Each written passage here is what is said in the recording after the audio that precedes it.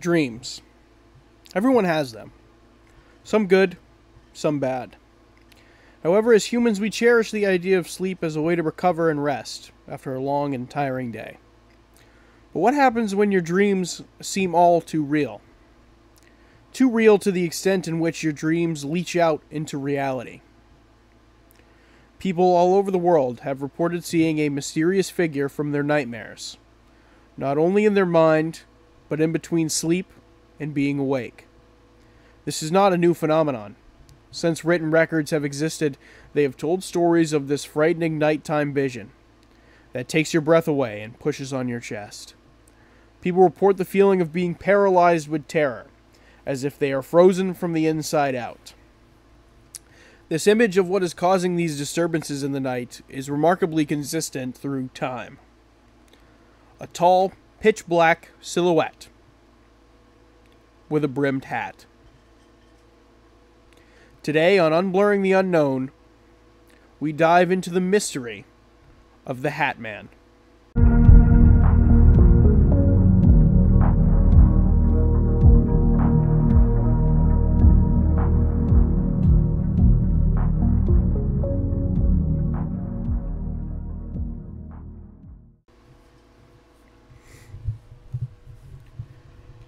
Welcome back to Unblurring the Unknown. I am your host, Dominic, and today is a very interesting topic, and a topic that I am very excited and was very excited to research into, as this was, a topic, the Hat Man, that I have obviously seen a lot about on the internet, but have never really done a whole lot of information on it, and it was something very interesting just to think about. The idea of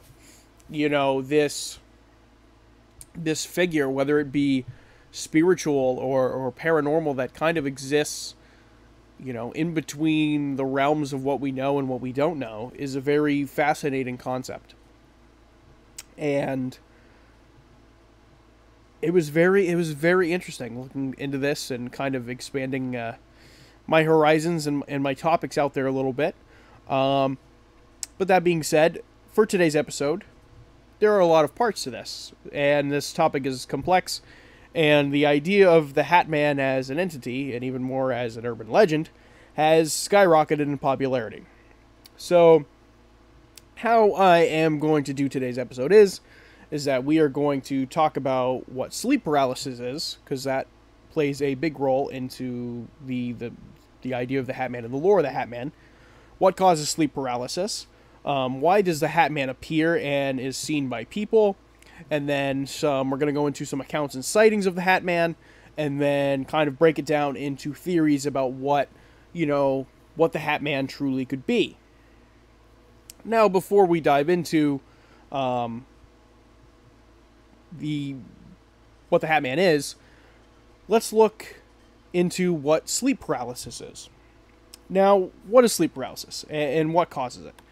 Sleep paralysis can happen to anyone for any number of reasons, most of which haven't fully been understood by science yet.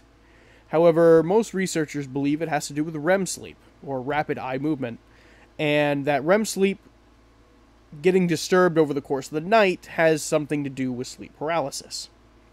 Now, sleep paralysis is when you are conscious, but you are unable to speak or move while you are sleeping. It is most common in people who have other sleeping disorders, but it can also happen to anyone. Now, the earliest clinical account of sleep paralysis dates all the way back to 1664, and over the course of history, there have been a very dark and negative theme surrounding sleep paralysis, and in history it has been associated with just evil, and then evil spirits, or even demonic entities, black magic, and even monsters. It's been associated with pretty much everything that has to do with the concept of evil and the concept of just spirits that are just not good. That has been the consistent theme through every single culture, and I think that has to do with possibly people seeing things that they couldn't fully understand while under the effects of sleep paralysis. Now, cultures all over the world had different spirits or creatures, in their regions to explain what was happening when sleep paralysis took place. For example, in Egypt, they believed that this was some sort of jinn, or a genie, that was believed to cause sleep paralysis. And even through all these years, science is still trying to fully understand what causes sleep paralysis. And where does this idea of seeing things or seeing, for lack of a better term, demons during sleep paralysis comes from? Now, if you've done any research or looked into sleep paralysis before, you can see the connection between this affliction of sleep paralysis and people seeing things that they cannot fully explain. Now, why is that? Science actually has this answer. Now, during sleep paralysis episodes, your brain often blends what's real with what isn't, and that can cause some pretty wacky stuff.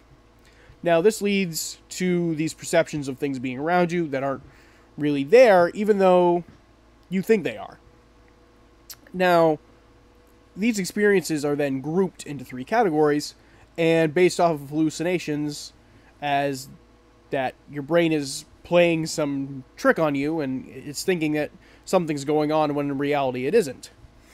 Now, the 3 type of hallucinations that your brain can come under during sleep paralysis is, firstly, there are intruder hallucinations. Now, these are the ones that involve seeing someone or something menacing in your bedroom that, again, you assume or you think is another human being or something completely different altogether. Secondly, there are vestibular hallucinations that involve imagined bodily movements, out-of-body experiences, and unusual feelings or sensations. Now, the third category of hallucinations being chest pressure hallucinations. Now, these involve the feeling that your chest is being pressed on or the feeling of being suffocated. Now, obviously, that's a pretty scary thought to think about, especially when you are sleeping and you think of sleep as a tranquil way to kind of relax and refresh for the next day. Now that we've gone over sleep paralysis, some of the types of hallucinations people can experience while under sleep paralysis, let's get into the history of the Hat Man. Now, what is the Hat Man, and where did he come from? Now, the lore or myth behind the Hat Man is kind of uncertain, but it seems that the description of the Hat Man has remained consistent as the myth has grown throughout the 2000s. But the most intriguing thing of the Hat Man is that cultures all around the world report seeing him, and this description remains the same. He's anywhere from 6 to 10 feet tall. His eyes have been reported to be red or sometimes with no color at all, and has been said to be wearing a trench coat and a large brimmed hat. The Hat Man does not make a sound, and he doesn't try and hurt you, which is different from other sleep paralysis, quote-unquote, demons. The Hat Man often just stands in the corner of your room, shrouded in darkness. However, he is also reported to hover over you as you sleep, like staring at you, but he doesn't harm you. And the most consistent stories is that the Hat Man just is kind of an observer. He's not there to harm you, but he's almost just there watching you, which I don't know if that's creepier than somebody trying to harm you while you're sleeping or just somebody just watching you while you sleep. I mean, I've kind of, very first episode I did over the Cape Intruder, and that was, that was a human being. That wasn't a spiritual presence or anything like that. But the idea of being watched as you sleep is kind of a very unsettling thing. Because, again, sleep is something that you think about, as a way to refresh, relax. And you kind of think, you're in the safety of your own home. You're not expecting somebody else to be in your bedroom with you as you sleep. Obviously, 2 very different circumstances, but I felt like I'd kind of compare a little bit to the feeling of being watched while you sleep. Now, many people associate the Hat Man with the idea of shadow people, or the idea of feeling or seeing a presence that could be connected to the paranormal or even the supernatural. Now, these shadow people can manifest in mist-like shapes, but also in humanoid forms, or however they could be a completely separate figment of reality itself. Now, the Hat Man and and Shadow People are very much different, and you could honestly do a whole topic on Shadow People, and the idea of Shadow People really is, like I mentioned, a whole topic in and of itself, and you could go into the whole realm of Shadow People, but I think where Hat Man differs from the Shadow People is that Hat Man is consistently seen, and the description remains the same. Like, people continue to see this figure with the brimmed hat. You know, why is this specific shadow person or spiritual entity or paranormal entity continually showing up in people's kind of realities, or in between what you think is real and what isn't? It's very interesting that he continues to appear in the way that he does. Now, Hat Man has also been associated with high consumption of the drug Benadryl. Now, this idea of him showing up after taking an excess of this drug got popular on sites like Reddit and 4chan in the early 2000s, as people would be sharing their experiences of supposedly seeing the Hat Man after taking excessive amounts of Benadryl. Now, people have also reported seeing the Hat Man after taking other mind-altering substances or narcotics. Now, Benadryl, if you don't know, is an allergy medication, and its primary ingredient is, and if I butcher this, I apologize, its main ingredient is diphenhydramine.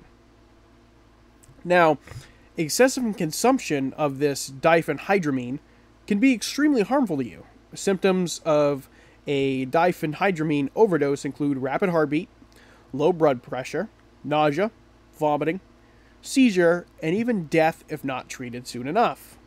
Now, if you look into Benadryl and overdoses on diphenhydramine, you will go down the rabbit hole and you'll find out that a couple of years ago there was this trend on TikTok called the Benadryl challenge, where people would take excessive amounts of Benadryl in an attempt to get a diphenhydramine overdose. And because of the kind of the euphoric or hallucinations that people would get. Now, if you dig down to that rabbit hole, you'll find out that TikTok censored all those hashtags of, you know, the hashtag Benadryl challenge. Those are all blocked now. You can't really find it. And basically, TikTok will refuse that challenge ever existed. However, because of that trend being so popular, people actually died from Benadryl overdoses because they took way too much diphenhydramine, had seizures, and they died. So it's very, very dangerous, and you wouldn't think something such as an over-the-counter allergy medication could be that dangerous. However, it extremely is. So again, I want to stress the importance of that, to not go out and do this, because this is extremely dangerous. Please do not do it. If you want to say, hey, I want to see the Hat Man, I'm going to overdose on diphenhydramine, please do not do that. That is not at all what you should be doing. And again, you have to realize just the risk of over-the-counter medications and any drug in general. There is a limit to how much you can take, and this is exactly a perfect example of that. Now, why is this important about the whole diphenhydramine and Benadryl and people seeing the Hat Man after taking excessive amounts of diphenhydramine? Now, because after doing some digging, within the corners of the internet, there are groups of people that use diphenhydramine to get high and experience the hallucinations caused by it. Now, there's a whole subreddit on the website Reddit with roughly 50,000 members, and that subreddit is r/DPH, or that's basically the acronym for diphenhydramine. So r/DPH. That whole subreddit contains a whole bunch of images of users posting pictures of piles of pink Benadryl pills, and basically glitch-filled like memes about psychosis and disassociation with reality because of the hallucinations that the users get from diphenhydramine. And some of those memes even contain images of seeing the Hat Man, or jokes about the Hat Man, or saying, hey, I'm going to take all this diphenhydramine, disassociate with reality, and I'm going to see the Hat Man. Like, very just strange, bizarre stuff. And Now, frequent users of diphenhydramine claim that, using this drug, it's not a fad, in that it has its own ability to, I guess, transport the user to and this is a quote unquote, realm where the glitch reigns supreme and perception of reality begins to crack. Now, kind of interpret that as you will, but that sounds a lot like, other, illegal hallucinogens such as possibly mushrooms or LSD. But again, I haven't done research on what hallucinogens do to your body to an extent. So this kind of going down this rabbit hole of diphenhydramine and what it does to your body was very, very interesting.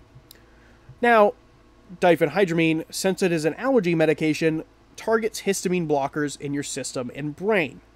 Now, if you don't know, histamine is a chemical in your body that naturally releases when it detects an irritant. Now, it is responsible for your runny noses and sneezes, as the histamine's main goal is to flush out said irritant. Now, when all of your histamine blockers are filled up by the diphenhydramine, the excess of it, the extra amount, targets your acetylcholine receptors. Now, the acetylcholine receptors help transmit information to the brain and aid in muscle function. Acetylcholine is also responsible for your feelings such as sexual arousal and digestion. Now, because of the excess diphenhydramine, it's already clogged up your histamine blockers because you've already took the regular amount that does that normally. That's the drug's job, is to clog up your histamine blockers. Now, because of the extra amount that you've ingested, for example, it now attacks the acetylcholine, and this negatively impacts your brain's function to make new memories, take in information. It can cause short-term memory loss, and just to lay those out there, and it could even just full-on delirium will set in, honestly. And now long-term abuse of diphenhydramine has been linked to an increased risk of dementia, Alzheimer's, and just general amnesia.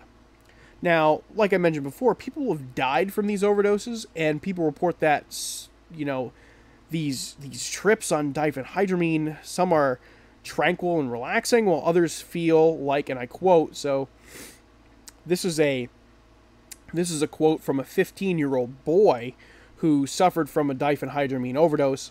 He lived through the experience, but this was a quote about what he said about a diphenhydramine overdose.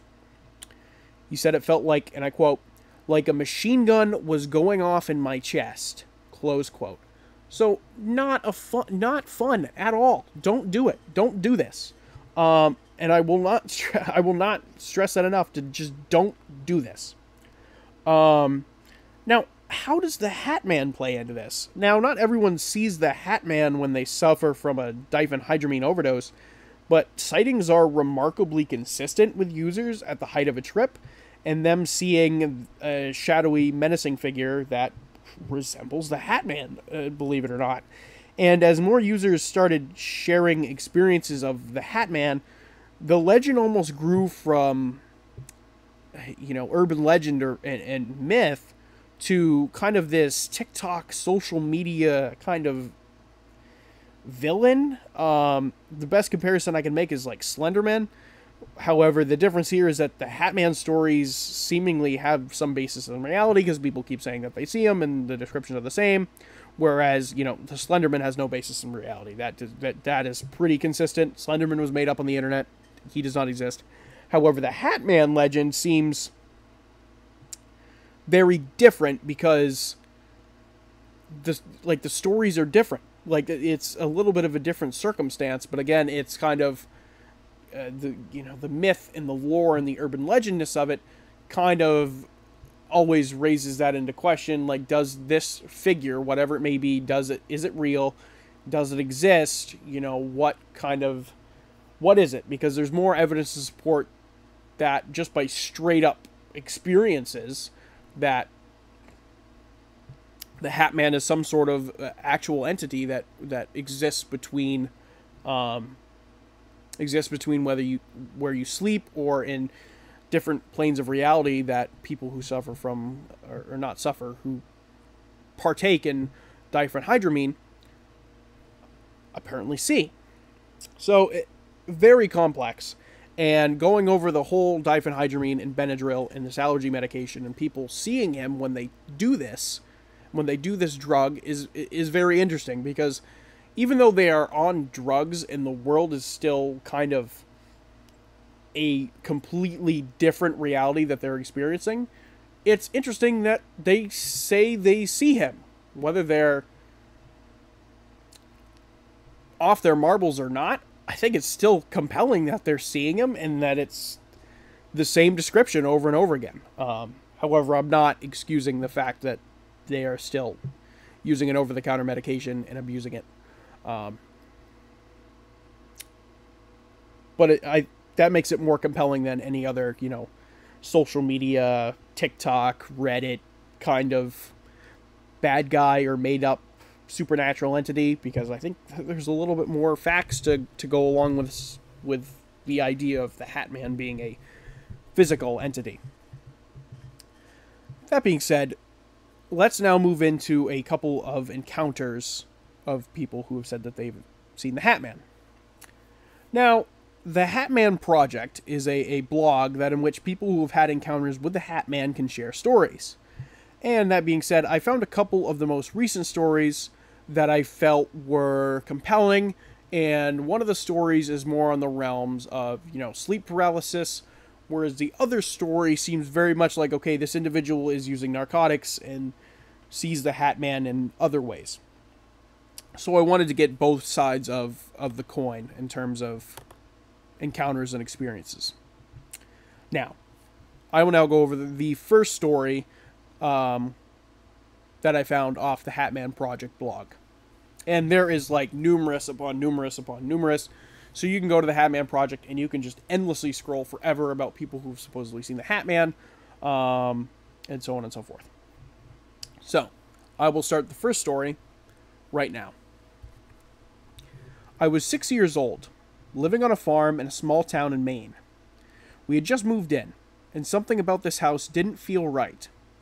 Each member of my family had experienced something supernatural, but none of us had ever seen the Hat Man until we moved there. We all wished we hadn't.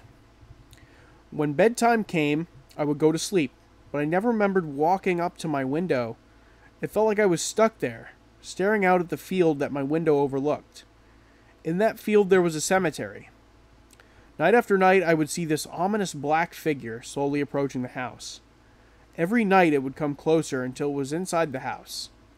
I could hear the slow, methodical footsteps downstairs. It always sounded like it was wearing heavy boots of some kind. I reached a point where I would be wide awake, waiting, somehow able to sense that it was coming. I would hide under my covers, praying for it to go away. It was torture to listen to the approaching footsteps as they climbed up the stairs, knowing they were heading towards my room. I was paralyzed, unable to move or scream. My bedroom door would creak open, revealing the figure, but it never crossed the threshold of my room. It stood between 7 to 8 feet tall, dressed in a solid black outfit that included a wide-brimmed farmer's hat and a long duster coat. The eyes glowed red, and I couldn't seem to help but stare at them in fear when it revealed itself. Terrified, I remained hidden under the covers, unable to speak, and silently screaming for help. For some reason, I would always pass out and then wake up some time later. After I felt that the Hat Man was gone, I would run to my older sister's room for comfort. She was aware of everything that was happening and had seen it herself several times. It was a truly terrifying experience, one that still haunts me to this day. I continue to have nightmares, although I can't recall if the figure has appeared in any recent ones. That ends the first story. Now, that one seems very much on the realm of sleep paralysis, that the Hat Man is a paranormal entity and, somehow appears during sleep paralysis or appears in general. But that story is completely different than this second story and how the Hat Man seemingly appears in much different ways. Now, this is the second story that I pulled from the Hatman Project blog.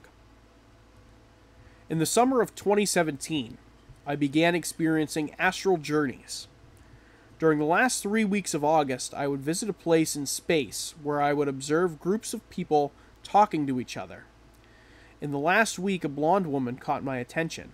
I immediately felt that she had knowledge of me and a strong emotional connection.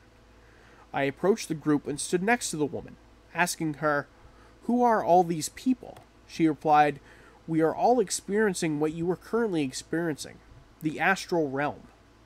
Suddenly, the woman and everyone in the group became frightened and started looking behind me. I asked what was happening, and she pointed above me. While they all looked terrified, I turned around and looked up, spotting a shadow figure observing all of us. It was a dark figure with red eyes and a hat. I felt a deep unease seeing the terrified expressions on the faces of the people. Without hesitation, I moved towards the black hat man to confront him. But before I could touch him, he disappeared from the plane. I tried to chase after him and saw the face of a well-known man in his office. We engaged in a verbal fight, and he began to smile. Suddenly, I lost consciousness amid the astral experience, unable to return to my physical body. The next morning when I woke up, my body was acting differently from the commands my mind was trying to send. I visualized the man laughing in my mind, while involuntarily I was compelled to harm myself. Despite my efforts to resist, my anger grew, leading me to kick a chair that had a pair of sunglasses on it. The sunglasses cut my finger, resulting in a need for surgery. The surgeons performed 40 internal stitches and 20 external stitches to rebuild the extensor sinew in my index finger. The scar on my finger is now a prominent mark. At that time, no one believed me, even though I tried to explain that it was related to the entity. Nobody listened or offered help, leaving me alone to deal with my troubled mind. Since then, I have never experienced a conscious dream in the past 6 years. Every night I lose consciousness and wake up with aches and confusion about my whereabouts and what is happening. This lack of dreams complicates my daily life significantly. And that ends the second story.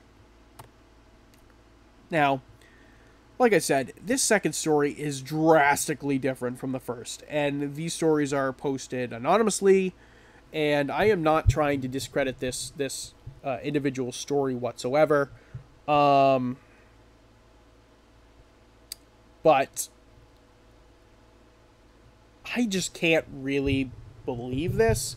And I guess I kind of feel bad because the guy or woman in the story is saying, "Hey, nobody believes me on this." But this second story is that this individual is clearly taking some sort of narcotic or even diphenhydramine or something of that nature that allows the individual to feel like they are being transported to an astral realm where they experienced the Hat Man. Whereas, the first story very much had a supernatural or paranormal feel to it, like I said, in that the Hat Man just kind of seems to appear at will, whereas this second story seems like he's more of a spiritual entity, and he kind of resides in between reality or the astral realm or planes of existence.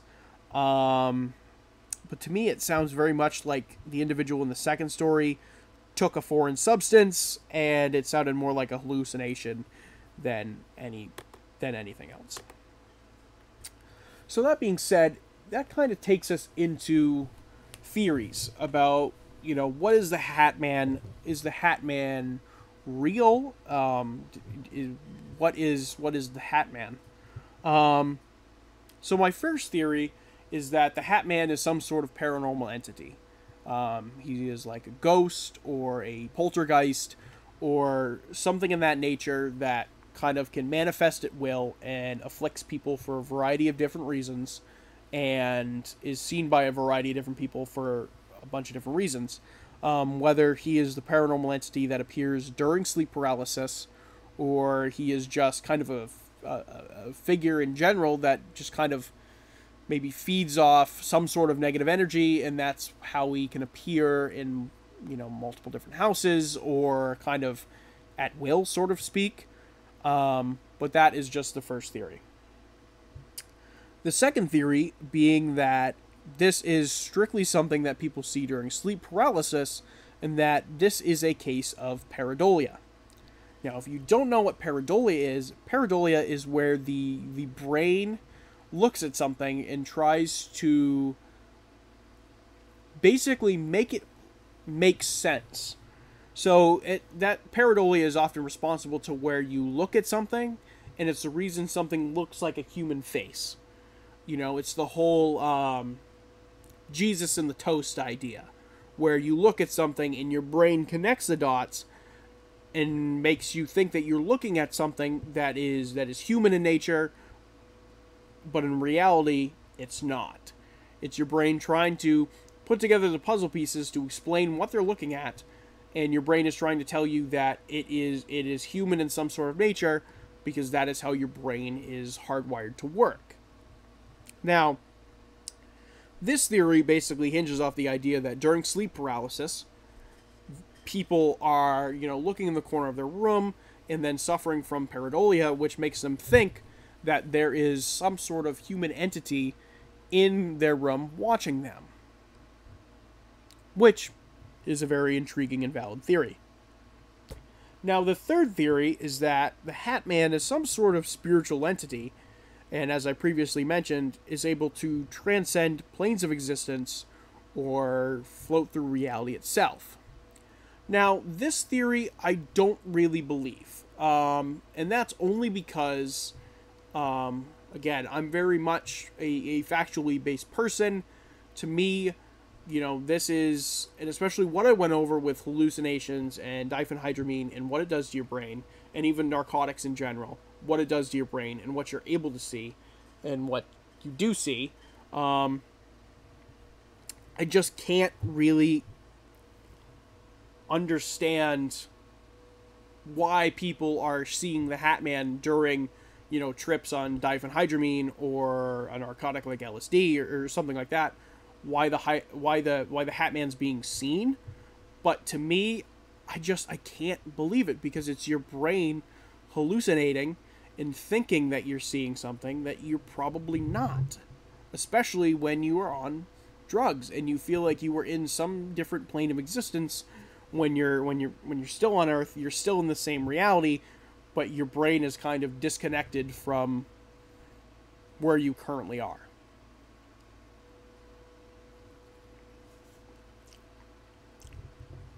So that being said, it makes the third theory hard for me to believe, but maybe that is just because I have not done a whole deep dive into kind of the theories around time and planes of existence and things of that whole nature, which kind of gets out of the realm of, the unexplained paranormal stuff of that nature. But it could be something that I look into in the future, because it is kind of intriguing. So that being said, what is my theory on what the Hat Man is? And I think it's kind of a mixture of theory 1 and theory 2.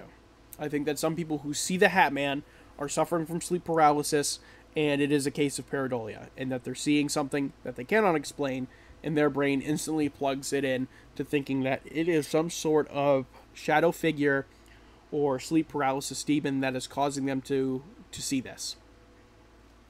Why the pareidolia that is manifesting in their brain puts a brimmed hat on this person, I don't know, and maybe that is something that we will never fully understand. But then a part of me also believes that this is some sort of paranormal entity, and that it's manifesting itself much like, a ghost or a poltergeist would, and that kind of adds to the mystique in the legend of it, on whether, the Hat Man is a real entity or whether it is a figment of our imagination, and it is our brain trying to fill in the empty space that it has, during sleep or during being affected by narcotics or diphenhydramine or something of that nature. So I think the Hat Man is a combination of pareidolia and possibly a paranormal entity. But I want to know what y'all think. I mean, for those of people who are more connected spiritually than possibly I am, I'm not inferring what you all do on your free time, because frankly that's none of my business.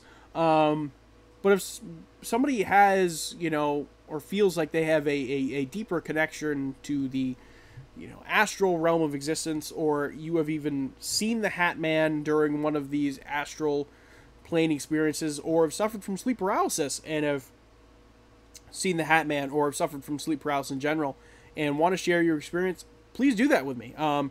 You can, if you're listening to this on YouTube, feel free to comment underneath. Tell me your story. But you can also email me your story at unblurringtheunknown@gmail.com. While you're there, you can also send me topic suggestions about what you want to hear from me going forward. It kind of helps me out, helps me better roadmap my plans for episodes going further. Now, if you are listening to this on YouTube, I am also on Spotify, so please go ahead and turn on notifications on Spotify. You will be notified every time I post a new episode, and if you are listening to this on Spotify, same thing goes for YouTube. Please go subscribe to my YouTube channel and like, comment. Helps me out with the algorithm gods, and I greatly appreciate it. With that being said, I think that's going to conclude today's episode on the Hat Man. Very interesting one, very kind of different from what I've done before in terms of episodes, but I had a lot of fun researching it, and there was a lot of information online about it. So if somebody else wants to do a deep dive digging and kind of send me what you found, I also greatly appreciate it. But let me know. Again, if you suffer from sleep paralysis and you have personally seen the Hat Man, please send me over your experience. I'd love to hear about it. Or if you are deeply connected to the astral realm, or maybe partaking in something that I personally would never do, send me that story as well. Again, if you send me any of that, I will keep it completely anonymous, and your secret's safe with me. But that being said, that is going to conclude today's episode on the Hat Man. Like I said before, I hope you all enjoyed it, and I will see you all on the next one.